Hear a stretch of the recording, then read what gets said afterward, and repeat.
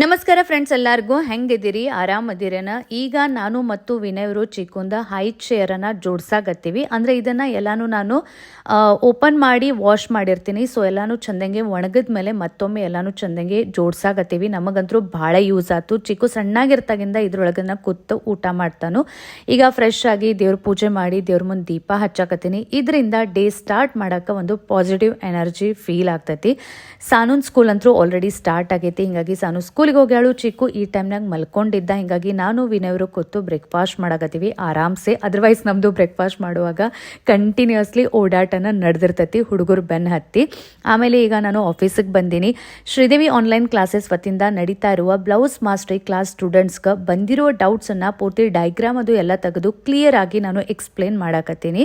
So first ಡೇದಿಂದನೇ ನಮ್ಮ ಸಾನದ್ದು ಹೋಮ್ವರ್ಕ್ನು start ಆಗೈತೆ ನೋಡ್ರಿ. ಹಿಂಗಾಗಿ ಕೂತು ಹೋಮ್ವರ್ಕ್ ಮಾಡಕತ್ತಾಳು. ಮತ್ತು ನಮ್ಮ ಚಿಕ್ಕು ಅಂತರೂ ಮಸ್ತಂಗಿ ಟಿ ವಿ ಎಂಜಾಯ್ ಮಾಡಕತ್ತಾನು. ಯಾಕಂದರೆ ಇನ್ನೂ ಒಂದೇನೋ ಸ್ಟಡಿ ಅದು ಸ್ಟಾರ್ಟ್ ಆಗಿಲ್ಲ.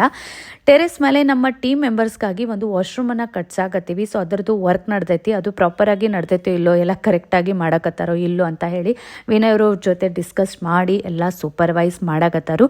ಸೊ ಈ ರೀತಿ ಇವತ್ತಿನ ಮಿನಿ ಬ್ಲಾಗ್ ಇತ್ತು. ಹೆಂಗನಿಸ್ತು ಹೇಳ್ರಿ. ಬಾಯ್.